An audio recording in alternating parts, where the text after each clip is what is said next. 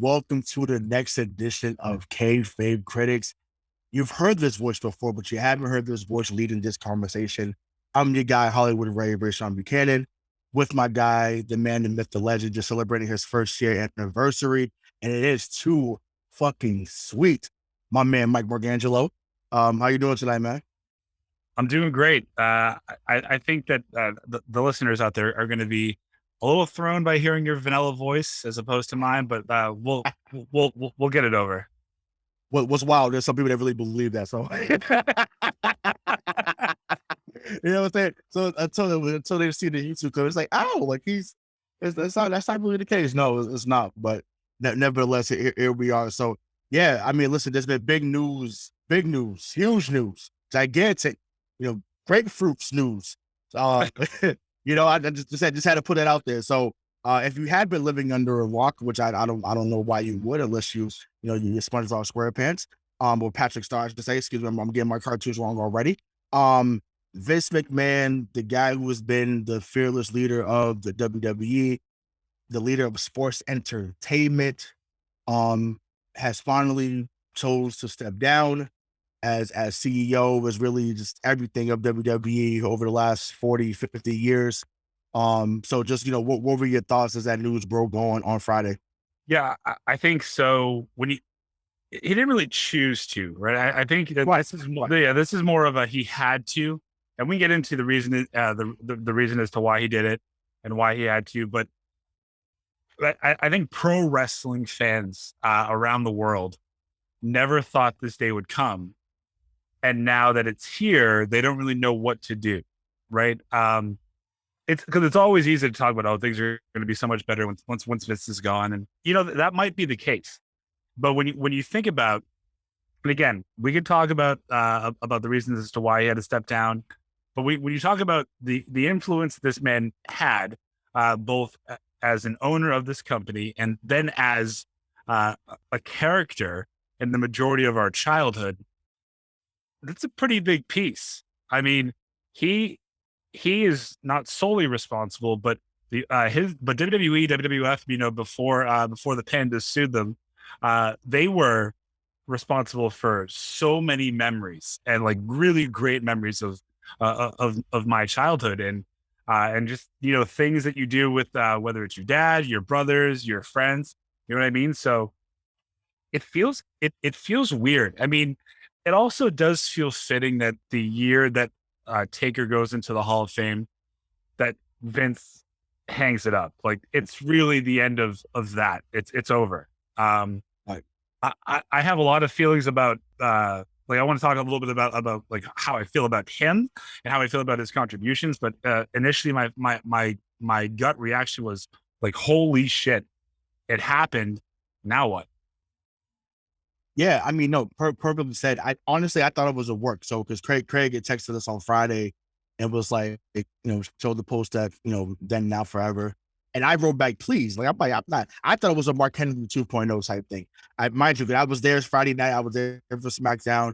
I thought obviously he wasn't gonna come out in a pink suit like Mark Henry did, but I was expecting no chance to drop at the beginning and say you thought it was over. Like, I got a lot left in the tape type thing. I was expecting that, like, where the hell you've been type thing. Like that. I was expecting that type of mic drop moment, because that's what he's been doing the last few weeks of leading up to this moment. So, I mean, listen, yeah, he's responsible for a lot of different moments. I know we've lamented a point on and off the air about how, we felt things would be different once he left. And yeah, it is jarring, right? Because someone that was a big part of our childhood, that gave us memories.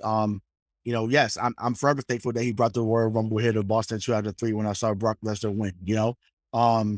Forever grateful to be at WrestleMania 33, 34, 35, and the 38 this year. Like, I'm like, yeah, listen, the greatest spectacle on earth, right? Outside the Super Bowl. So I'm forever grateful to what he was able to give to the business. Obviously, you would want him to leave under different circumstances, but obviously it's self-inflicted, obviously. Right. It's not something where this was something that was they was being accused. It's like, like, no, you did this shit, bro. Like, you did it to yourself. So. It's the perfect way. I mean, honestly, like this is how I would imagine like the character Mr. McMahon to be written off, right? It's a limo explosion didn't get him. None of that got him, but it was, it was this. But not to make light of the situation. Yeah, the reports came out that there was, over $14 million of money being paid out to various women over the course of the last 15 years. For all the sexual improprieties that had occurred. I'm sure that there are more. I mean, this was the wild, wild west before it was a publicly traded organization. Right. And I do not want to make light of it. Yeah. I think this will be a stain on his legacy. There are a few. Yeah, sure. Right. There are a few. I think it's tough. And I think what this forces you to do, especially as a professional wrestling fan, is really think about how you feel about him, right? It's how do you weigh the contributions of what he did and what he created, and then how do you weigh that against the things that have come out over the years about him as a person? Whether it's that incident in the 80s with the female referee, or it's covering up for all the things that with Pat Patterson, Jimmy Snuka, the fact that he had Owen Hart do that stunt that ultimately resulted in him, dying. He didn't need to do that, and then trying to go after Brett to make sure that the Hart family didn't go after him. There's a ton. The list goes on. He is a very, very complicated individual, but I really have a hard time with it, saying like to myself as someone who has consumed, I would say, just as much as you, but so much content that he's put out since I can remember. Like, one of my earliest memories of watching television was WWE. Right. So, how do you reconcile that? And I think that's what, we don't have to go into that deep dichotomy of a discussion, but it is one of those moments when you start thinking about, okay, the character and what he did for you versus, you never want to meet your heroes because they're never going to live up to it. Right. Yeah. And I think that's another fitting statement. I don't know if he'll reach like Chris Benoit territory, No. Well, no, but but people are extremists, man. And that's why I say that. So I don't think he'll reach that. There will be some that cast him off completely, like they did with Chris Benoit. And once again, totally understandable. Like, I'm not knocking your experience. So I totally get that. Although I am someone that's in the club that I believe that Chris Benoit is a Hall of Famer. That's just, once again, the character, the wrestler is a Hall of Famer. What he did out of the ring, once again, atrocious, abominable, any word you want to use. The wrestler, the character, what we saw in WCW, what we saw in WWE. Once again, WrestleMania 20 was one of my favorite moments of all time. I know that was against the guy. I know, but that seeing him win the world title that night was phenomenal. WrestleMania 20, like, I'll never forget that night. Never. So I probably cried along with him. That, I'm not gonna lie. Like, so, because I remember him from the Thursday Night Thunder days and all that good stuff. But to bring it back to Vince, I just think that he, and I think the biggest thing you probably forgot to bring up really was the steroid thing, right? I mean, that, the steroid thing gets brought up in the early 90s. Yeah. I know that was obviously a big thing with him and Hulk Hogan and, Lex Luger and the rest of that crew that was on trial for that. So yeah, I think that he has many stains, yes, but I would like to say the good outweighs the bad. Once again, there's other stuff that we still don't know and we'll never know.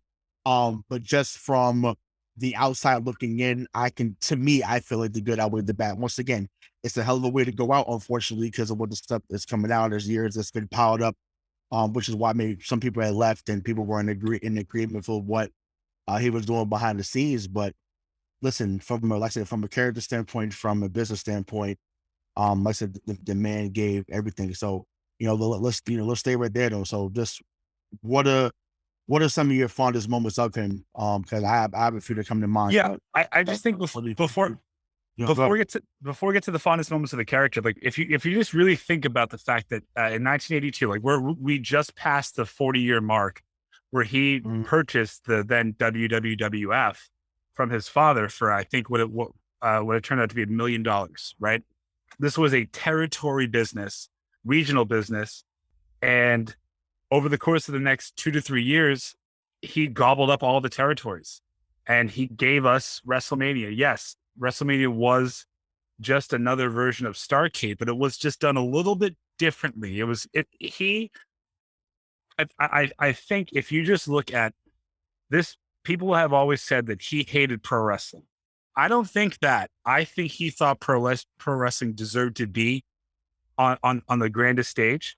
And he realized that it would never be that on that stage if it was called pro wrestling. So he created sports entertainment, right? And a WWE superstar, not a wrestler, but a WWE superstar. And then he bet everything on the success of WrestleMania. And that was back in the day where it wasn't, it wasn't pay-per-view then, but he was the reason that one of the reasons that pay-per-view became such a thing. I mean, and then, between that and the mainstream, MTV, I mean, he brought that into the forefront with wrestling, the partnership with NBC and Saturday Night's Main Event, Monday Night Raw. I mean, the fact that we have a live wrestling show on every night that's been on every single night, since January of 1993, that's because of him and because of what he thought the business should be. So yes, he made mistakes, the XFL, the first time. The second time wasn't his fault. The WBO, the World Bodybuilding Organization, and Lex Luger and all that crap. But I forgot about that one. Wow. I mean, my favorite on-screen moments with him, I thought they have to be all mostly Attitude Era, right? When he allowed Brett to cut that scathing promo on him in '97 and rip his shirt, spit on him, all of that, and that really ushered in the fact that maybe we don't know like exactly what is happening anymore. Maybe this isn't good guy, bad guy. I think the funniest moment in the history of wrestling television is the hospital scene with him and Stone Cold, where oh god, yeah, it's the bedpan to the head when he's beating the cast and he's just screaming. It's just so ridiculous that it's good. And on screen, on screen again, I'm going to speak mostly in the terms of his on-screen persona. He would never ask a talent to do something that he would not do himself. Right. And he was the butt of every joke for as long as there was. I loved the reveal of him as a higher power in Boston back in '99. I thought that was so good, coming off the heels of Stephanie being abducted by Taker, him and Austin kind of aligning. You thought this was a turning point, and then it was me, Austin. It was me all along. Like he was just what he. It's easy to say a promoter puts himself in and gets himself over. He was the best heel. I mean, yeah, for sure. Period. There's no one that could get more heat than him ever, and he didn't really have to try. And I thought, he knew that he wasn't a great worker, so he just let people do whatever they wanted to him. I mean, you hear the story about WrestleMania 22 when Shawn jumps off a 20-foot ladder, and everyone's like, "Oh, Shawn, that's pretty badass." And he would say, "Well, I think it's actually more badass to be the guy in a trash can on a table, not knowing when the bump's coming, just kind of sitting there whistling." Like Vince, when Vince was in there, he was in there. I just thought I think he's the greatest showman that we'll ever see. And he, at any point in time, could get that audience to love him and then hate him in the next sentence. Yeah. I mean, as well, speaking of matches, it's funny. Like, it's funny that it's all happened on the same week, because this last week I had been watching over WrestleMania stuff like Royal Rumbles, so on and so forth. And, his match against Hogan at WrestleMania 19. Bloodbath. I forgot that he did a spot off the ladder. He did a leg drop off the ladder. I said, "Are you kidding me?" I said, he was 58 at the time. I said, "Are you kidding me, Vince?" Like, and that's what I'm saying. Like you said, it goes back to what you said. he's not doing anything that he's not, they know that, he would do something. He wants you to do the same thing. Like, he's not going to put on more than he can bear or wants you to bear. So I'm like, wow, I remember like, I cannot believe that he did that type of spot. And then obviously, I remember, obviously, you always remember the Shawn Michaels match. Obviously, him against Shane at WrestleMania 17. Yep.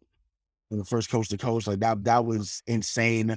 And once again, he just always knew how to tell the right story. I also think like an understated moment, maybe even a forgotten one for those non-diehards, was his Raw in 2012 against Punk, when he and Punk main evented in a street fight, and you had a then what 2012. So in 2003, if he was 58, and in 2012 he's 62. Mm-hmm. He runs and jumps clean across the announce table to tackle Punk, and he gets his ass absolutely handed to him. But it was that character just always had legs, always. And I mean, even WrestleMania 38 in Dallas. I mean, I was there, crazy, right? When you were there, when you think about, there's no reason for fans to want a 77-year-old man to step in the ring. But after the McAfee match, you were there. They were begging for it. So it's wild, right? Because in the crowd, obviously, we seen him come out or whatever. So obviously, he's in a suit, so you're not thinking anything. Then obviously the McAfee match ends or whatever, and then it was like a nervous energy, but like excitement at the same time. Because you hear somebody behind me like, he's gonna do it. He's gonna fucking do it. Like, he's really good. And the fight, and all you hear is Vince. And yeah, he does the thing. I was like, what is going on? I mean, part of me, I would have loved to see the match between him and Austin. I know it was great to see him and KO, but I was like, that really would have been fitting. But it's also, too, you said about Taker, it's also fitting that Stone Cold's really final match and Taker, like that, and just they were the three. Obviously, this Rock, Hunter, which we'll get to Hunter in a minute, but it's just like, those were the three that really, were staples. I mean, hardcore staples of the World Wrestling Federation, and then World Wrestling Entertainment. So, but yeah, I am surprised that I remember the matches as much as I do, because I'm just like, wow, he really, like I say, he just really knew how to get the heat. But the thing is, the reason why the character had legs forever was because everyone has a boss that they can't fucking stand. Yep. So you want to see the boss get beat up every single time because you can't stand the boss. So that's why it worked. But that character, yeah, it's saved. November 9th, 1997 saved the WWE. It saved it. It saved it. Montreal SummerSlam, it saved. I remember, ring the bell. That saved, because I said, listen, people can say, go back and watch, but WCW was on fire. And if you say otherwise, I want to say, if you wasn't watching Monday Night Show, you're lying. If you wasn't watching Thursday Night Thunder, you're lying. Like, listen, Diamond Dallas Page was my guy. Dang, like that was my guy. So, like, no, you was watching that shit on a regular basis, and you would flip it back and forth to see who was going to do what. But yeah, I'm forever thankful that he did that Montreal screw job. I know people were pissed off about that, Dave. I'm sorry when you listen back to this, but it saved wrestling, and I'm forever grateful because we got the best ever wrestling out of it. So I'm forever grateful for the character.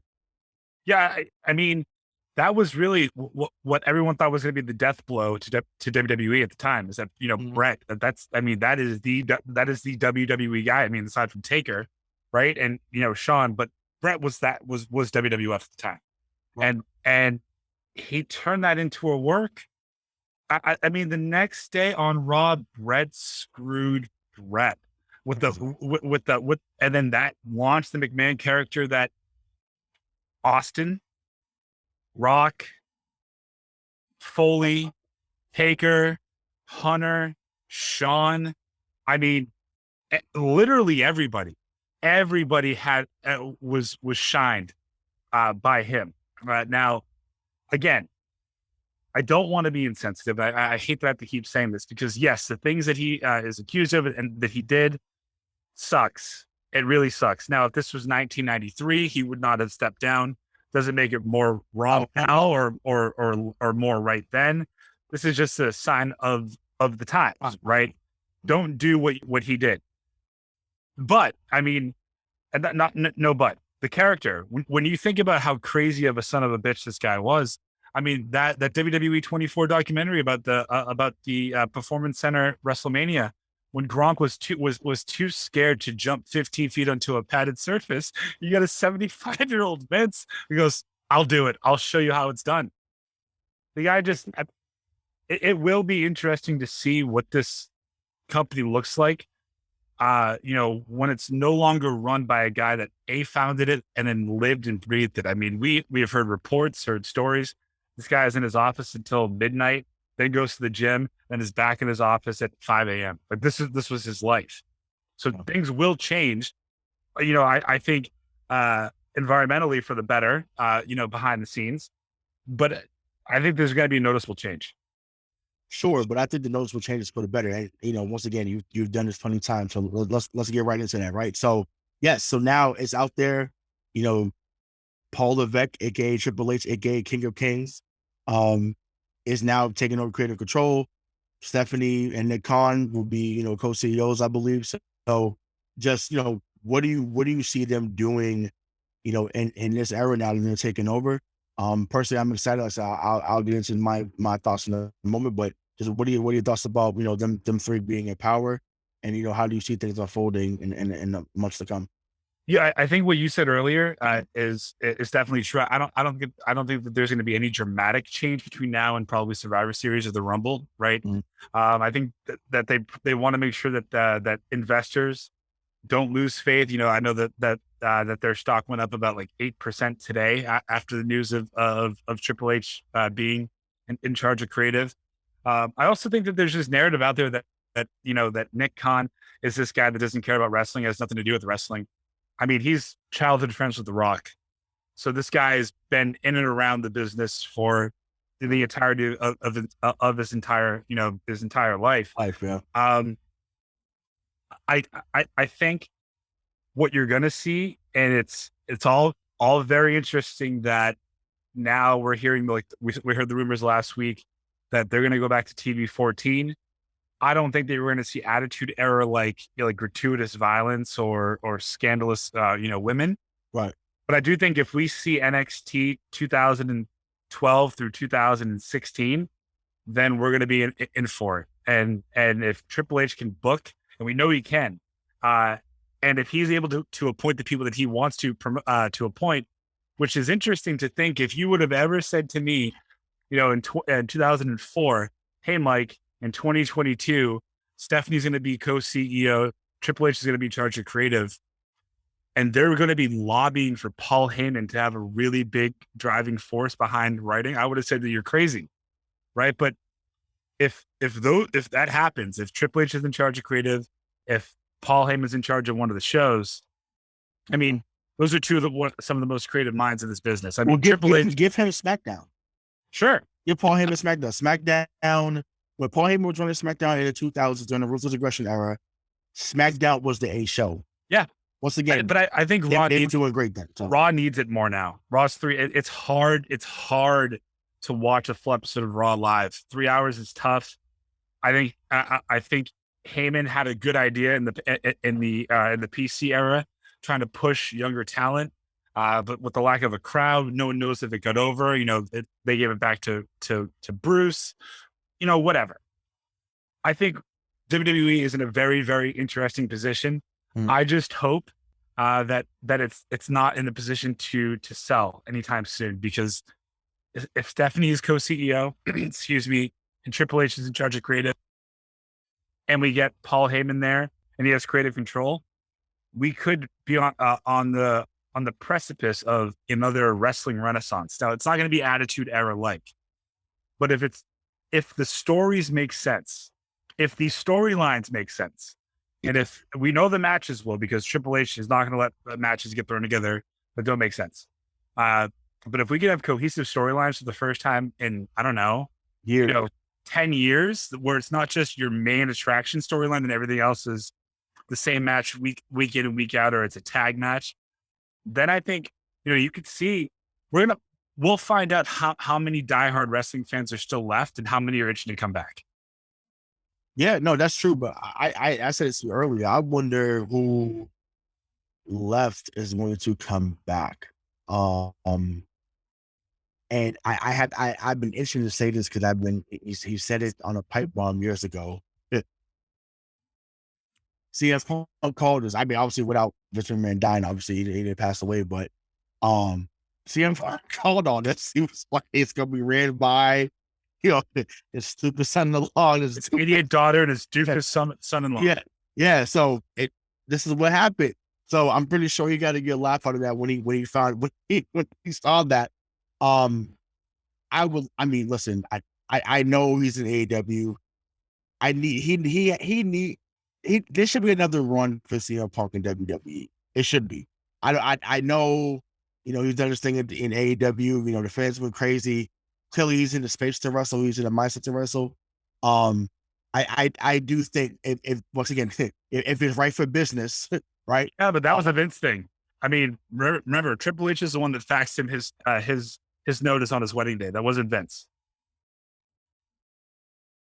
I think that ship has sailed. Thanks. Well, if it's best for business, as they would say, and once again, they would say it on air. I'm the authority. Then you make that happen. But I'm thinking about the Keith Lee's, the Adam Coles, plenty of people that's left in that time frame. The only person I think that's probably not going to come back from a decade ago is probably Alberto Del Rio. He just need to fucking come back, right? Yeah, I'm here with him though. Yeah, exactly. Yeah, so I'm almost set. So, there's one more. There's one more shoe left to drop though. Who? Kevin Dunn needs to go. If you get that beaver looking bastard out of that company, then I think all the people that you're saying that you're talking about right now that they come back. You got to keep Bruce though. Got to keep. Yeah, of course. Yeah. Yeah, got to keep Brother Love. Brother Love. Got to keep him. But yeah, it's a new day. Can you believe it? It's a new day. Can you believe it though? Sitting here on Monday, July 25th, 2022, and you were in the arena the day that it happened. Of course you were, because you're always there. Mm-hmm. But has it sunk in that Vince is no longer a part of WWE? No, it hasn't. It hasn't. And once again, to me, I'm like, I can't see him fully pulling back. Like, yeah, he steps away from the title. Not telling me the man's still not making decisions behind the scenes, not bringing people to the house and saying, hey, how are you? I'm Vince McMahon. That's happening still. That's happening. Once again, he's still, people still want to meet him, regardless of what's going on. People still want to meet him. And like I said, if he, I just think, to me, there's no way he relinquished everything. And once again, he may have been forced to, obviously, which once again is completely and totally understandable. Yep. I'm not here to refute that. I just don't think, once again, it's back to the Mark Henry thing. I got a lot left in the tank. Right. I'm sure like he could have kept, I mean, his mother literally just passed away and she was like 103. So right, exactly. Yeah. Does he have stuff? Sure. Get to 90. Easy. But now I think he's at a point where the product is what it is. It's secure. Like the TV rights deal, like they're good for another couple of years. Him being there is probably more detrimental to the cause than him not being there. Now, like you, I fully expected when I saw Vince McMahon tweet that it's been a good run, now forever together. I thought Mr. McMahon was going to come out as the character. Like, no. Just because Vince is gone doesn't mean I'm gone. But I think this is a clean start. What I will ask you before you ask me the next question, what do you think his greatest achievement is? Greatest achievement. It might have been the Austin character. That wasn't even his, but he didn't want that. His was the ringmaster. Right, Frost and Freeze, or whatever that shit was. But yeah, the Austin character. But I mean, it's easy to say WrestleMania, but I mean, but I think that, or even maybe honestly, maybe I'll say I'll the Taker character, maybe Taker is the best ever. That was his most impressive most important move.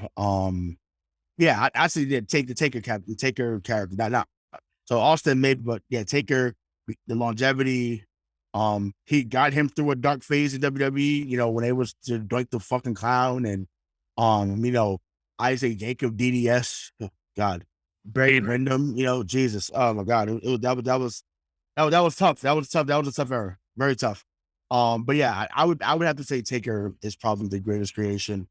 You know, or what people don't know, originally it was called Kane, the Undertaker.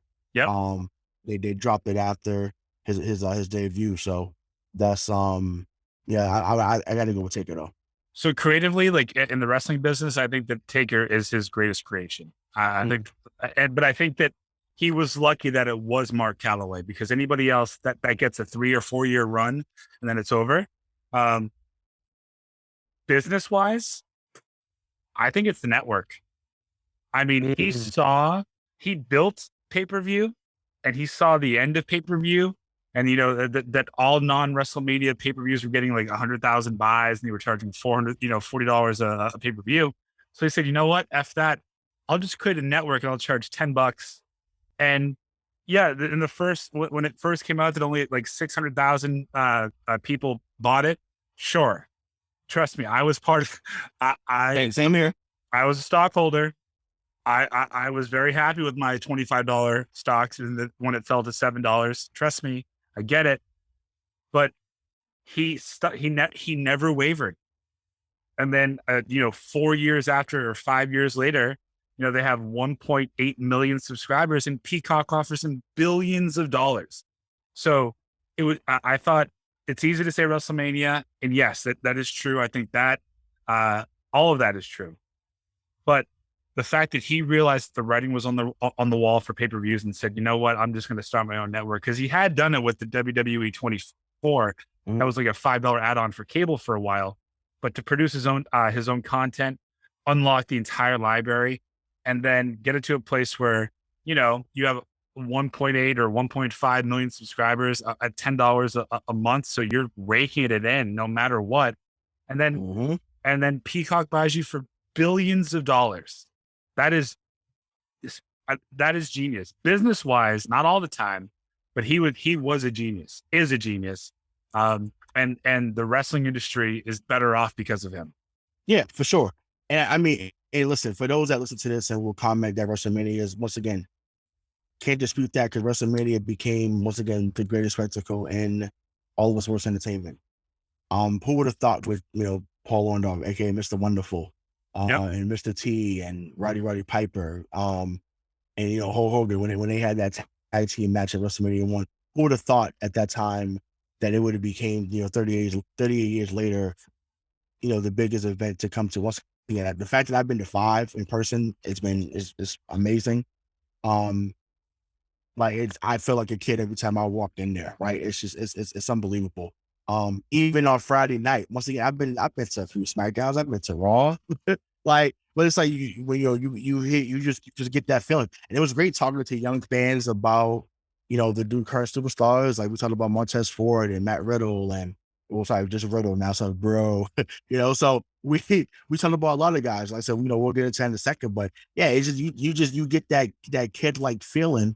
You know, anytime you walk into a WWE event, and once again, it's about the memories. Once again, my first WrestleMania watch, even though I wasn't there, I said it was Boston, WrestleMania 14. You know, Tyson's a special enforcer. 1, 2, 3. Stone Cold. The Austin era begins. Like I'll never forget that call. Never. The HBK fan wants to remind you of 2 things. Number 1, it was a way faster count than that. Yes. And number 2, I know. I actually got I couldn't. My dad and I were going to go, but this is back in the early advent of the internet, and he had read a spoiler that Shawn was hurt. And as the biggest Shawn Michaels fan in the world, I just couldn't be in the arena when he lost, and then when he retired. I did get the next day after WrestleMania out of school because for bereavement for Shawn. But I mean, my earliest WrestleMania memory was Savage versus Flair, WrestleMania 8 at the Hoosier Dome, 92. And I just remember it like, this is just so freaking cool. Coliseum home video, Sean Mooney, Todd Pettingale. You had Bobby Heenan, Gorilla Monsoon. And so yes, for those of you, again, that aren't watching me and they aren't watching us and that are listening, I am not excusing the behavior of the man.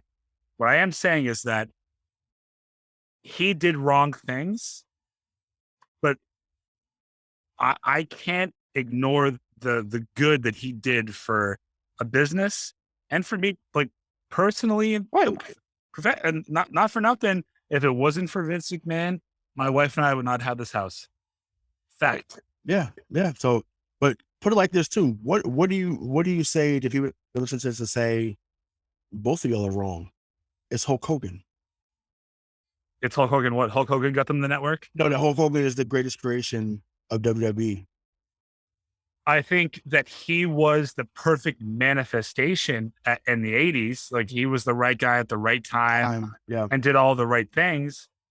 But Cena's better than Hogan in every facet. The world, it's just Hogan was the first. So it pays to be the first. I think Austin, it wasn't his creation, but I think that the next comp is Cena. And if you think about all the quality of matches, Cena's way more of a Hollywood star than Hogan ever could be, although he always wanted to be. I think he's crossed over more in the mainstream. I think he was better on the stick, better in the ring. But yeah, listen, Titan Tower was built on the back of Hulk Hogan and Andre the Giant for sure. But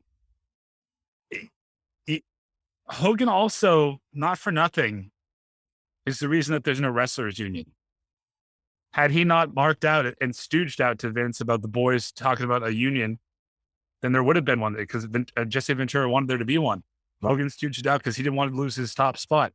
It's this business, the fact that it's still around in today's day and age. Now it's a little bit different, remarkably different, but it is the wild, wild west. So in my opinion, you can't discount the fact that from what he took over, when he bought it for $1 million, it's now currently worth $5.6 billion in 40 years. That's with a B. And that's after 2 failed XFLs. The man did something right business-wise. Personally, he seems to be a bit of a wreck. Yeah. But I'm like this, there's so many in this business that people revere that had wild moments outside of the ring. So let's talk about him. Hulk Hogan.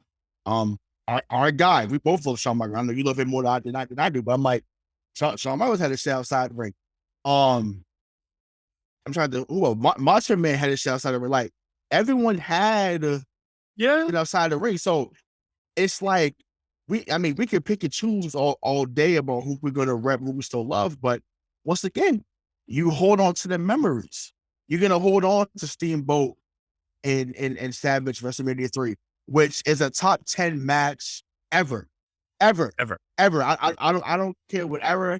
I don't care. You can talk about the Kid Kong Bundy, Bruno Sammartino, Killer whoever. I don't care who you want to talk about.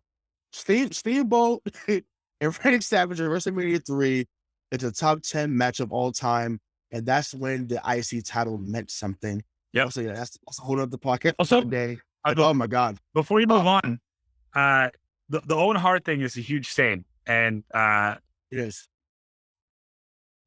I think that we don't know why he wanted to do that. We don't know why it was that night. We don't know why he picked the rigging crew that he picked, and all the hell that went into that, all the the lawsuit, everything like that, and the fact that kids are without a father, a wife was without a husband at an early age, and he was one of the greatest, most underrated performers ever.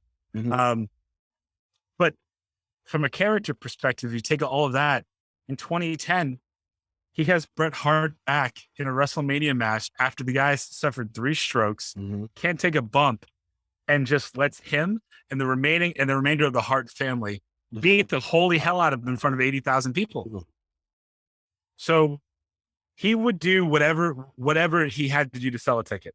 And I think that, yes, his downfall, like most of his generation that came up when they came up, it's very similar.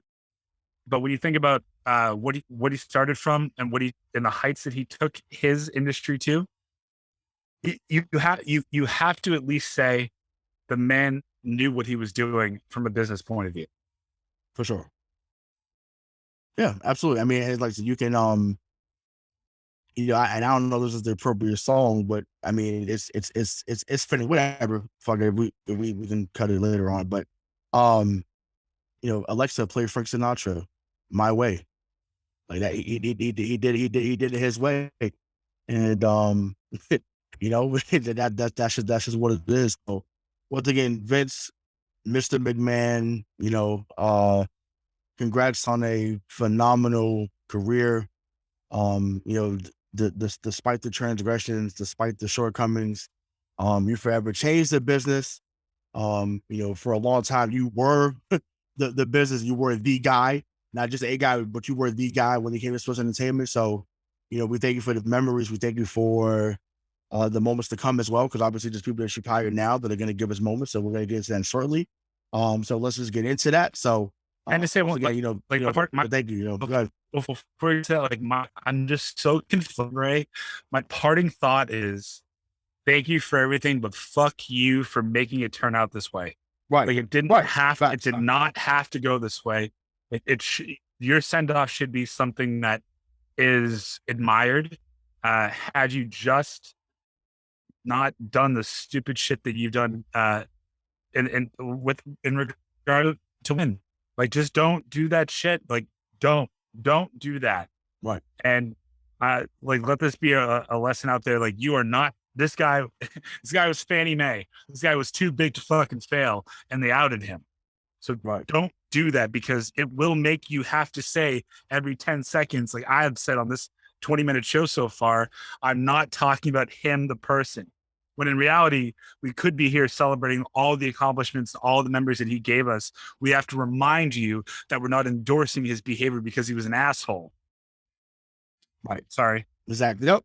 That's we'll leave it there. So, now we're on to the greatest spectacle in summer, and that is SummerSlam taking place this Saturday, July 30th in Nashville, Tennessee. I wish I could be there, because I definitely want some Nashville hot chicken. In addition to being at the actual event, because I think SummerSlam is the only big four. Oh no, I haven't been to Survivor Series, but I'll be there November 26th. We need to fucking go too. I'm tired. We need to go. I'll be there. Okay, yeah, we need to make it happen. So November 26th, but we're going. Okay, I got it on air. It's not through text message. We're going. Survivor Series, November 26th. Okay, I'm not working that shit. I'm going to be there. I'm going to shoot. Yeah, it's not a prediction. It's a spoiler. So listen. Yeah, greatest spectacle to SummerSlam taking place. In Nashville, Tennessee, this Saturday. So I'm just going to go through the card to give our predictions, and we'll be out your way. So the first match. So they were a tag team at WrestleMania 38, and the Miz does what he does best and turns on his partner Logan Paul. So just what are your thoughts about this match here, and who do you have winning? Yeah, so I'm always intrigued at what the Miz is doing, because I was a fan of the Miz on the Real World Back to New York back in 2000. I thought I just never seen on MTV like a character, like a person that was such a big wrestling fan at his age. Right. Fast forward, he's a multi WWE champion, and the fact that in recent memory, he is the guy that celebrities are in the ring with, so they know that he can get them over. Right. I think Logan Paul personally could be a scumbag. Don't know that. I have no reason to back that up. I think that I think it could be right though. But athletically, I think he wants this, and I think he's trying. And I credit Bad Bunny for what he did at 37, because it was easy for a celebrity to walk in to a Mania and mail it in like Floyd did although it was entertaining, like Shaq did. But Bad Bunny now has set the bar that if you're going to do a match at Mania, you better know what the hell you're doing. Right. I thought Logan Paul, I thought he showed a lot of promise. I think this match is going to be really entertaining. And I'm actually looking forward to it.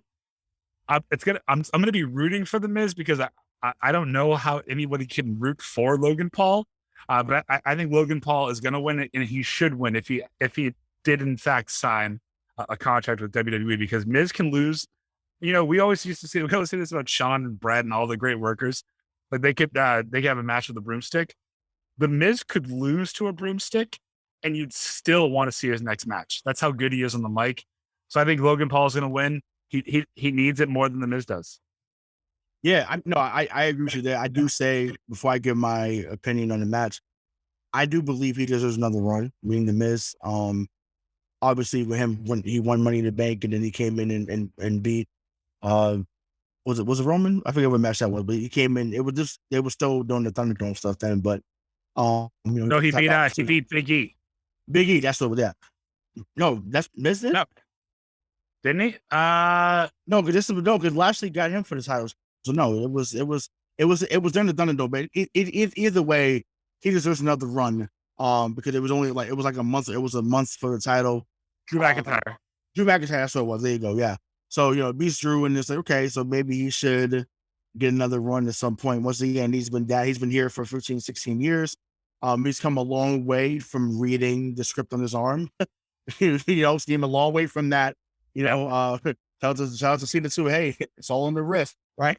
So he's come a long way from that. So I just think that he's held the company down. So yeah, you reward those guys for being, for being loyal and obviously getting not only himself over, but the talent that he's in the ring with consistently gets over because of his talent.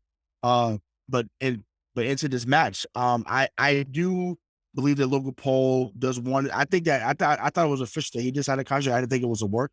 I think that he's actually legitimately working towards being that.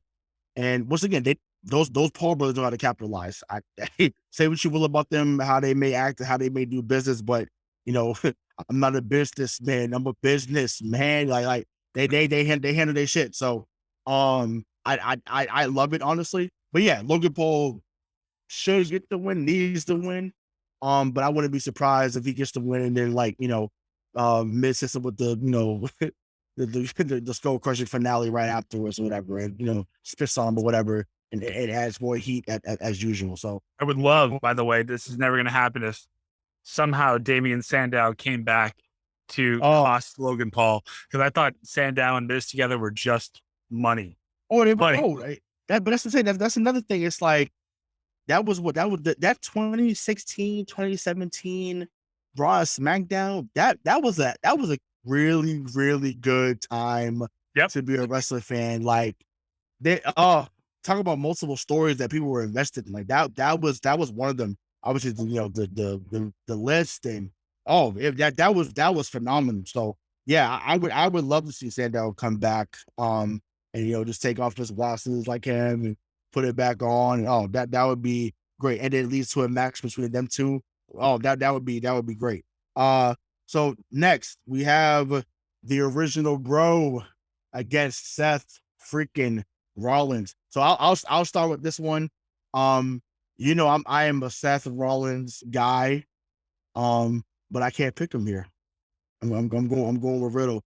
I still want him to turn heel, like we've spoken about. I need that to happen. I actually heard a little kid's feelings talking about that, and he was like, "Why would you want Riddle to be heel?" I'm like, man, so we put him in a suit, buddy.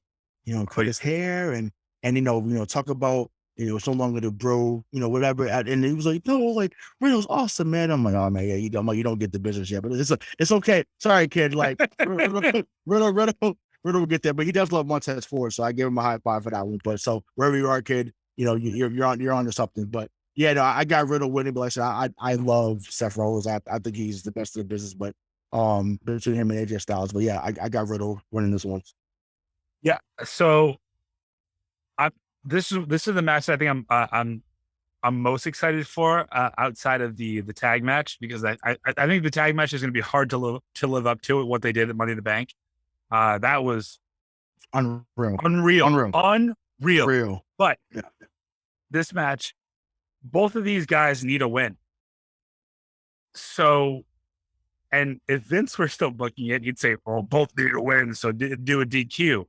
I don't think that there's going to be a DQ here. I think you have to have Rollins go over. It's much easier for a face to chase a heel than it is for a heel to chase a face. And Rollins losing to essentially a one-armed Cody Rhodes in Hell in a Cell after losing to him at Mania, he needs a win. Riddle feels like he's on that upward trajectory. Rollins is essentially untouchable, but if you want him to square off against Roman at any point in time, then he needs to be formidable. I love both of these guys. I think this match has a chance to steal the effing show. But I want Riddle to win, but I think Rollins is going to win, and I'm okay with it. Yeah, I mean, listen, I'm not gonna be heartbroken if I hear "Burn It Down" and whoa, so good. It's so good. I mean, and the whole crowd just goes with it. But listen, as far as Riddle goes, if you talk about the trajectory, like you're right, because listen, his merch, he's on fucking fire. Like the kids Friday night, they was those two. There was a bunch of Arcade Bro shirts. Like that's why I feel like they're not gonna get him out of this. It's like that DJ thing. Like as long as they're making them money merchandise wise, like. But I'm telling y'all, like I said, listen to Mike, listen to Craig. I'm telling y'all, if you turn Riddle heel, like he's champion at some point, you're gonna be world champion. He'd be the white pot smoking Rock. Yeah.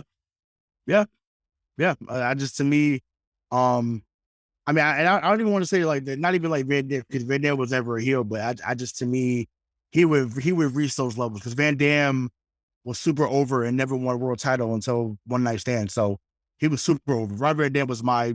Oh yeah. And I was watching Rob every week to see what he would do between him and Jeff Hardy back in the day. So it just goes to show that the title doesn't always make you. You may make the title too, but that's a combination too. So next we have a rematch. Of 26 seconds or 28 seconds with the Manhandle Slam. We got the greatest, the toughest, the baddest, the roughest, the toughest, my baby, my crush, my wrestling crush, Miss Bianca Belair against Becky Lynch, the man. So big time. That one. No, you can't call the man. Rick's gonna get mad at that. It's big time Bex. Sorry, big time Bex. My bad. So I think big time. Okay. This story is an old school wrestling story. They booked this the way that they used to book things back in the 80s, in the early 90s. This started last year. You thought it ended at WrestleMania. By the way, their match at WrestleMania, that was night one, was the best match. That was, I thought Cody and Seth tore it down. This is the best match on that night. Oh, they absolutely, I mean, it was technically perfect. These two can go. I think Bianca is to a point now where she's almost at a position where she can lose and it won't matter, but she's not there yet. She has to beat Becky. Becky can lose as many times as she needs to because she didn't lose for 3 years. So she's fine. She's good on the mic. She's good in the ring. Bianca is just now. I think for the broader audience, now she's being accepted as she's good on the mic. We all know that she's good in the ring. If you see her, you love her. If you see her, you love her. Like I remember the first Rumble that she was in, and I was watching it, with my wife, and I said, they will print money with her because she just has it. She just has it.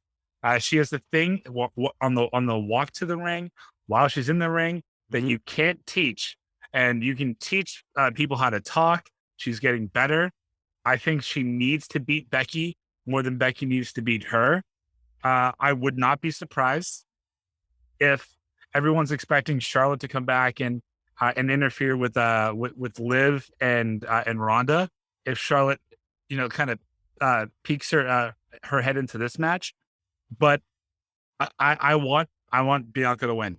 And and nobody is a bigger Becky fan than I am, because I mean, out of the four horsewomen, well, I guess Bayley could come back, but yeah, that's what I want. I want Bayley to come back and interrupt. Like I'm listen, and I understand that Charlotte is no, fuck her. She's great, but like she's good. I'm sick of the narrative. I'm sick of her. It's just I'm bored. I'm over. Yeah, she's 08 Cena. Yes, exactly. And so I need another run. Like, I mean, maybe she comes back and has a 2017 Cena run when, that match with him and AJ Styles at Royal Rumble, to me, was one of his best matches of all time. Like, then he has the match of No Mercy against Reigns that year. Like, he had a great 2017. Then WrestleMania 33 has a great tag team match against Miz and Maurice. So that's where Charlotte got to get back to that. Cause like I said, she gets always seen it where it's like, yo, what the fuck? Like, I see you all the time. Like, I'm good. Go chill with Andrade. We good, bro. Like, I don't need to see you. Like, I'm good. Like you don't want to just see her and know the outcome. You know what I mean? It's like, sorry to every time. Yeah, sorry to talk over you, but like that's 08 Cena. 2015 Cena, when he had the US title open challenge, when it was Rusev, when it was Sami Zayn, when it was KO Elimination Chamber, when he lost cleanly. Like, that's what you want.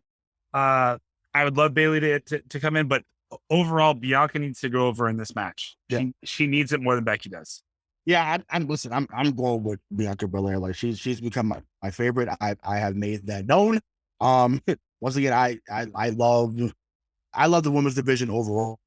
But yeah, soon as I seen her, when we talked about it last year, but who was going to win the 2021 Royal Rumble, because I remember the showing that she had in 2020 out of Houston. I'm like, she's ready now. Like, this is not a next year thing. She's ready right now to win. And I'm glad that Vince saw that. I'm glad the rest of them saw it.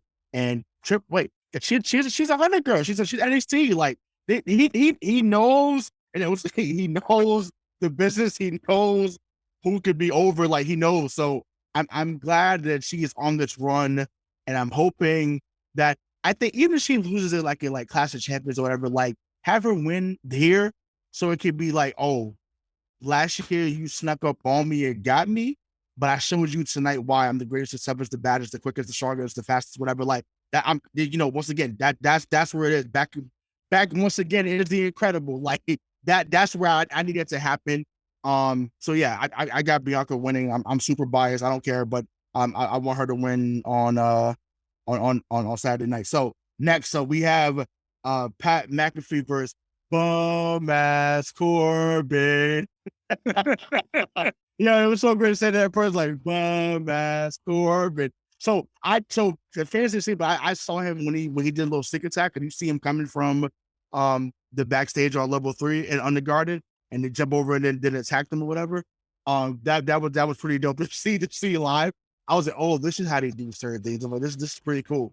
So I'm actually excited for this, because I like Pat McAfee gets it, yo. He gets it. This dude he understands wrestling. He understands sports entertainment. He's phenomenal on the mic already. Like, he's great. And by far, like, he has saved Michael Cole's career, and Michael Cole doesn't acknowledge that, but he has saved Michael Cole's career as far as the announcing team, because listen, him and Tad, I thought that was his best run, but this is now the second best run of his career now that he's with with McAfee. But I love what McAfee brings. And you know what, Corbin's done what they needed him to do too, whether it's losing Money in the Bank. He's had, the Lone Wolf run. He's had, obviously, they had him cut his hair or whatever. Like, he's been in spots where, he's got to serve people over. So, he's been pretty loyal with his time, here as well. But yeah, I'm actually, I do think they're going to get Corbin to get this win, but I'm excited to see how this match unfolds. But I got Corbin winning. If Corbin wins, we riot.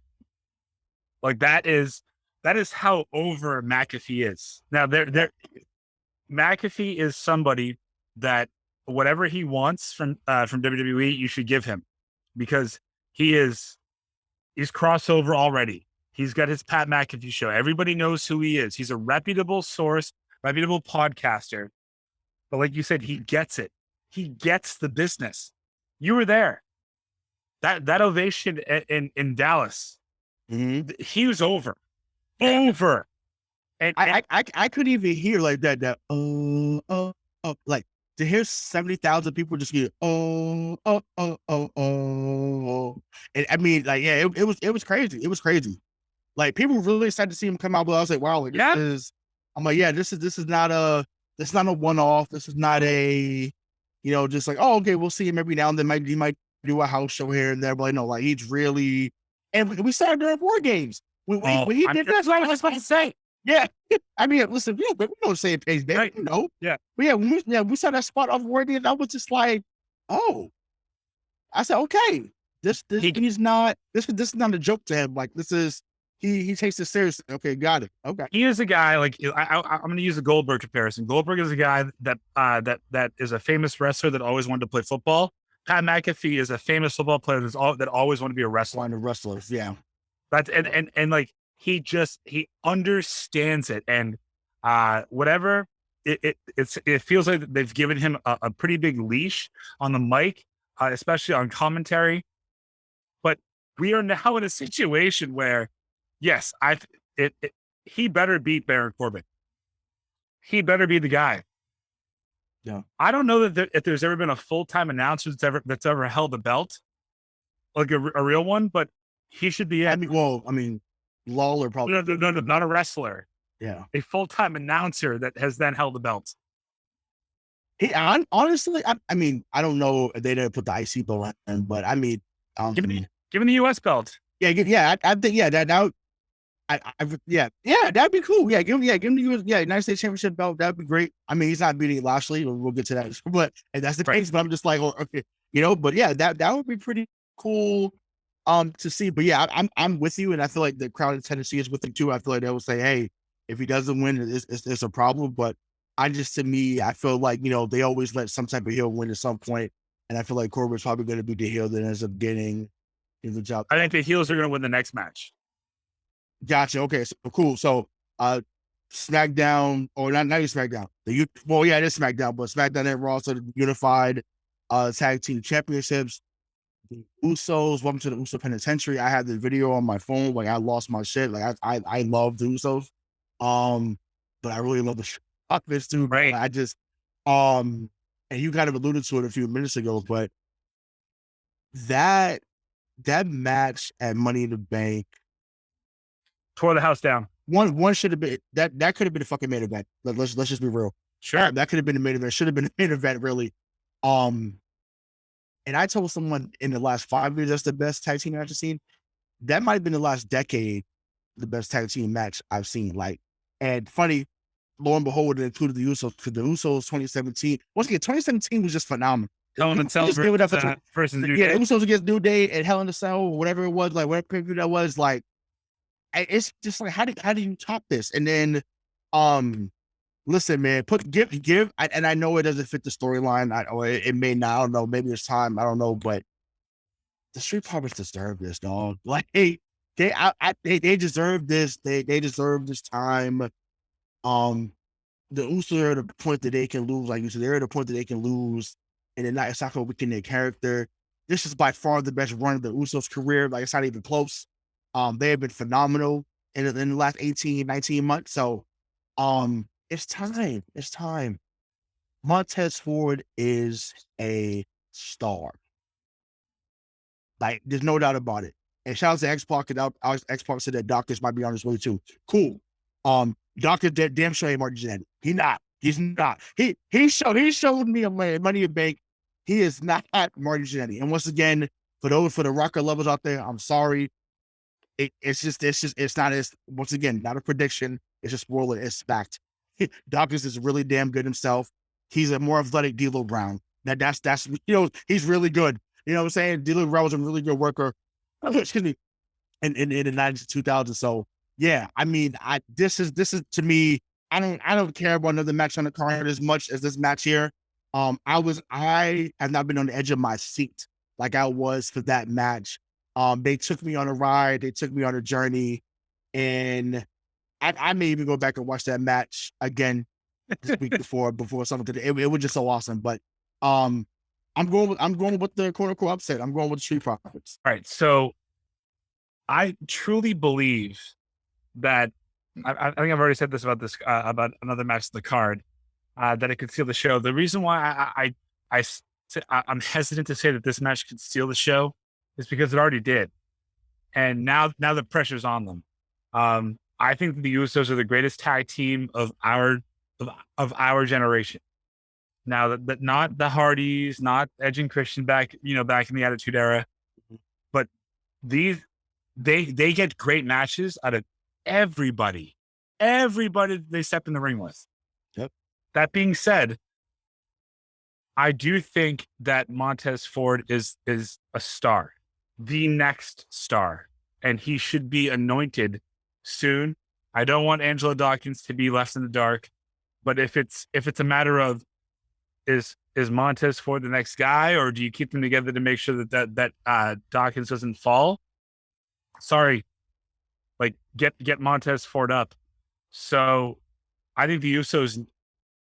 I think that the bloodline gimmick is so strong, and it's still so cool. Like I know they're heels, but you don't hate them because they just deliver every single time. They're kind of like Evolution towards the end. It's like they always just deliver. I think that JEFFJARRETT could pose as a pretty good prop in this match. I think he might. I think he might play. Everyone wants him to play babyface. I think he might play heel in order to promote his July 31st match against Rick. Mm-hmm. But I think the Usos win, and I think the way to make Montez Ford a star out of this match is to have him turn heel, because if he does not turn heel, he will be a babyface sidecar to Bianca Belair, and we can't have that. So I put the Usos over. I think that you can always go back to the Street Profits if you ever need to, but the Usos and the Bloodline need this more than the Street Profits do. So I'm picking the Usos. But they have not won the Raw SmackDown tag team, right? They've only been SmackDown tag team champions, right? The Street Profits. No, they were Raw. They were Raw. They were just back. Yeah, they have that stupid stuff with the Viking Raiders with the bowling competition and dodgeball. Yeah. That's right. Yeah. So, I was impressed with them too on Friday too. I've never seen too much of them lately, but I was impressed with them on Friday night too. The new vicious Viking Raiders, as they were announced as. But I don't know. I don't know if I share that sentiment though about the Bloodline needing it more. Once again, they're stronger than ever, and you can always run. And I get it because it ties into the whatever city they're in. Acknowledge me, we got all the gold. But once again, these dudes is on fire, and I'm talking about with Dawkins and Yep. Ford. And let me ask you two questions. Go ahead. Let me ask you two questions. Would it hurt the Street Profits more if they won this and then they lost in 2 months? I think it would. Right, but that's why I'm not thinking that way. I'm thinking give them a run. Give them a run. Now, it doesn't need to be a year-long run, but give them a run to WrestleMania as a tag team champions coming as champion. That would be amazing. So go through the Rumble, go through Survivor Series, go through all that. Like listen, I was already sold on them. Money in the Bank sealed the deal for me. I'm like, and you heard the crowd once again. They say, "Oh, we're here for the people." There's not a person in that building that was not on. Everyone was on their feet. Yep. Whether you had an ailment and not, you was on your feet, cheering for whoever won. But when Montez Ford hit that splash, and you hear the collective 1, 2, and then he got what? Like the crowd was just like, and once again they took them on a ride, and it's there. It's like, to me, this reminds me of Kofi back in 2019, right? And I know that was kind of organic how it happened because it came out of nowhere. They had their Kofi moment at Money in the Bank, It's there. It's there for the taking. Give it to them. It's there. It's there. Just remember, like, it's a layup. Just remember though, like that crowd reaction was organic. It was because of a great match, but it's also because the heels are unbeatable right now, and you believe that they could be beaten, and you might lose that if the Street Profits win. That's my only point there. And my next question: where do the Rockers stack up in your top 10 of tag teams? Are they in your top 10? Yeah, they're probably like 7 to 8. Okay, because they never held the tag title. Yeah, that's out. But once again, Shawn was that good. You see what I'm saying? Like they were that good together, right? So like the Street Profits don't actually need this. Yes, but to me, I feel like they could be higher than what the Rockers were. Like they could easily jump into the top 5. And I know people hold Legion of Doom, Rock Roller Express, like they hold those at 1 and 2. Fine. So if you want to put New Day there, then you also like to me, or the Dudleys for that matter, the Hardy Boys, like there's plenty of teams like Harlem Heat that come into mind. I just think these guys are up next, and they're way better than what Crime Time was going to be. They're better than I'm trying to think some other tag teams that we thought were going to be just the next big thing, but these guys have it, and I'm like, yo, like even if it's just a one more time, you give them the run, and then they chase the rest of their career. But I'm telling you, these boys is on fire. I have the video even for Friday night when their music dropped and them Red Solo Cups drop. The crowd went nuts in Boston. They're on fire. They're there. They're on. Like just to me, I felt maybe because we grew up in the era like when a guy was white or guys were white hot or a girl was white hot, they end up putting the title on them. Yep. Like that's what you do. Like you don't say, well, we'll just get them chasing, keep chasing. Like you got something there. You have something there. Let them run with it. And then once again, you build Montez for it from there. Like you track that. So if you want to have a Brutus Beefcake moment when he kicks him through the glass or whatever, okay, fine, great. But I'm saying let them have this moment. They've earned this moment. They deserve this moment. And then once again, if you want to make it the main event star going into 2023, by all means, do so. But I just think they deserve this one time. Like I said, I could have talked the whole hour about that match because I think, like I said, it's going to be the match of the whole event. But it is what it is. So let's do rapid fire first. I know we are already past the hour. So U.S. title, Lashley a theory. Lashley better win. He deserves to win. It won't be the last that we see of Theory. Oh yeah, for sure. It's Money in the Bank. So yeah. So and then yeah. So I got Lashley retaining too. So all right. Next. So and I met you on Friday, Miss Liv Morgan. She is so nice. She is so sweet backstage.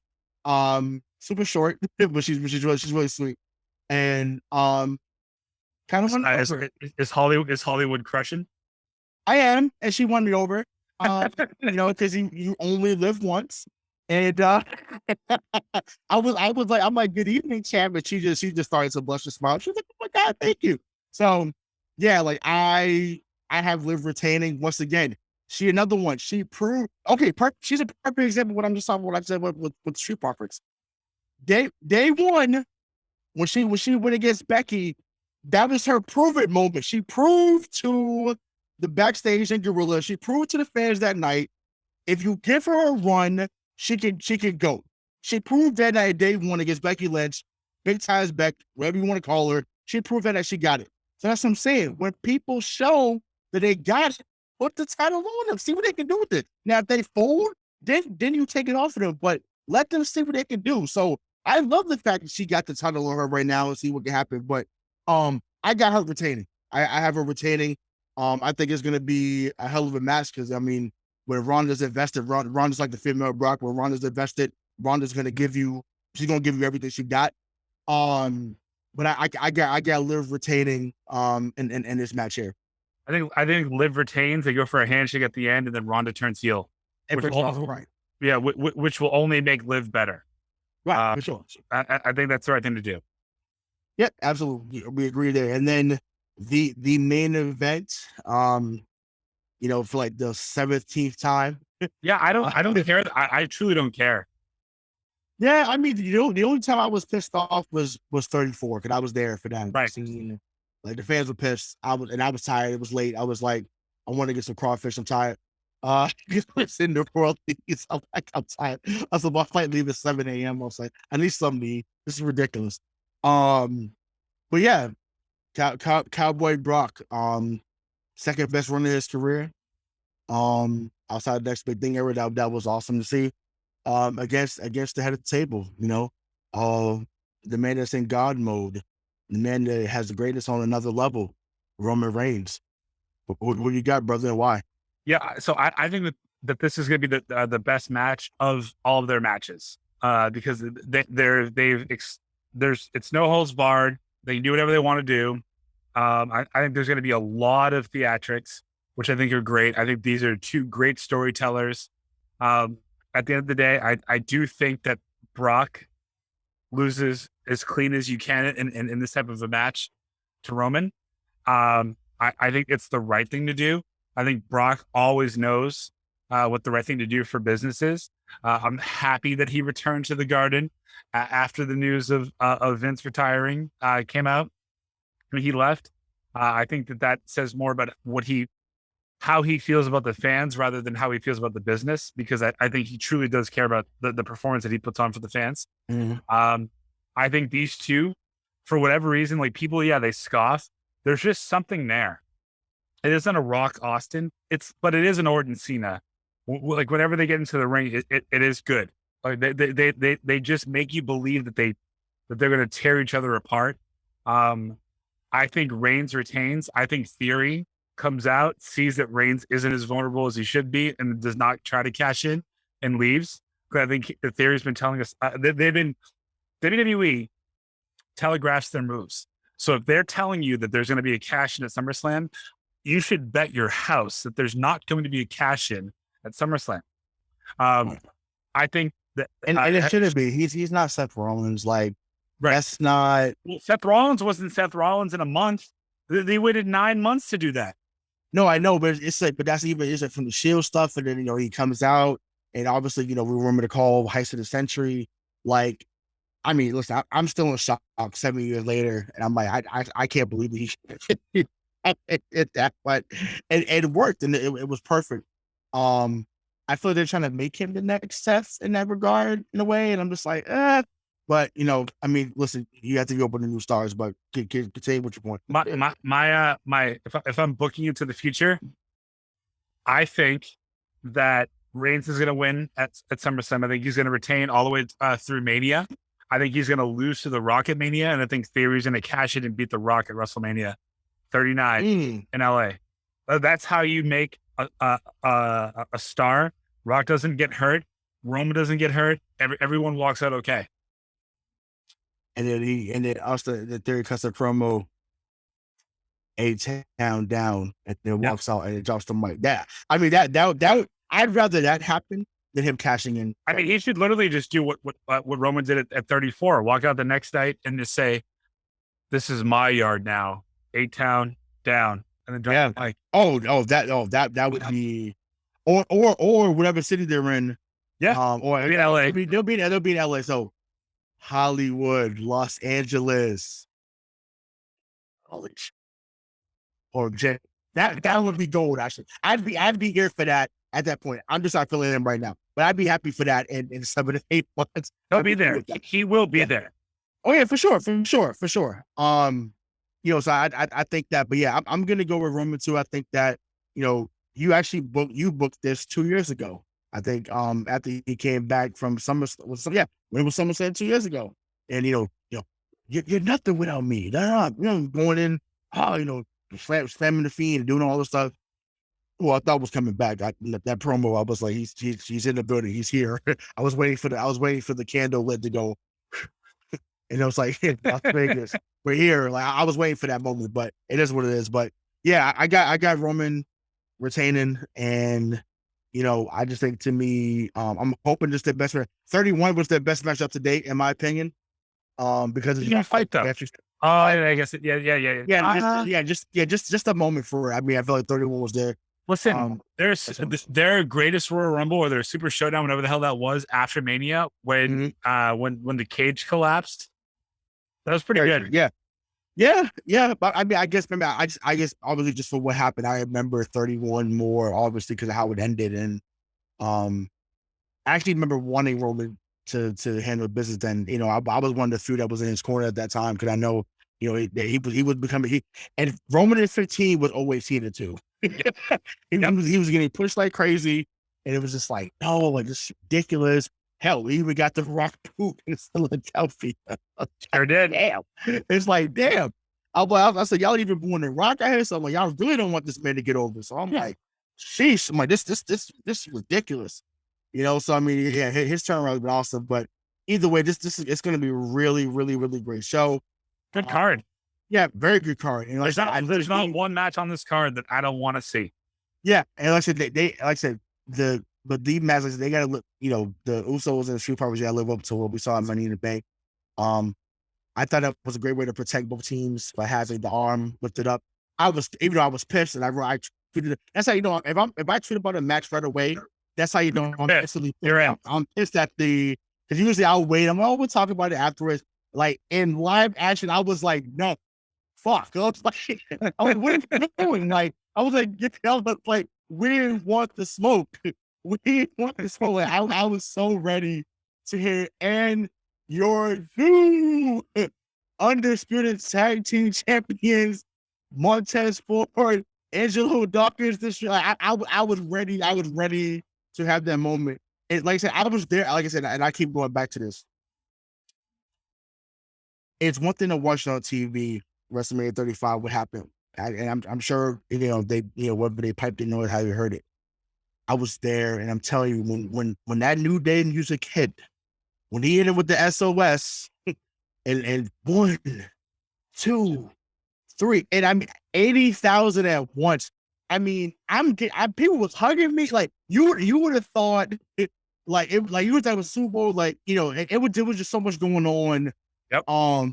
It felt like Woodstock. Like it was crazy. So it was just like it was out of control. So I was like, wow, I want to see another moment like that. We can have it Saturday. Do the right thing, Hunter. They're your guys. They're NXT guys.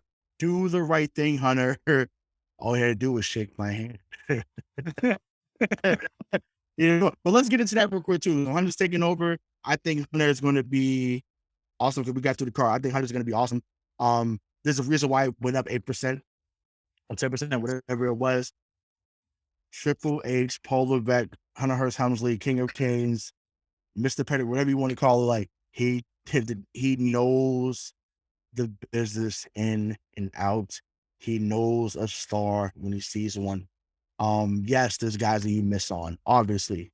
But his track record speaks for itself. And if there's guys that's in AEW, there's guys that's in New Japan, there's guys that's in Impact, some of y'all need to come home because y'all haven't been the same since y'all left. When it's booking, you could be back to where you was, 5-6 years ago, and come back home. Some of y'all need to come back. Talking to you, Zack Ryder. Listen, I got nothing else to say, but Triple H is head of creative for WWE. Shawn Michaels is head of creative for NXT. That and this show, I guess, is just too sweet.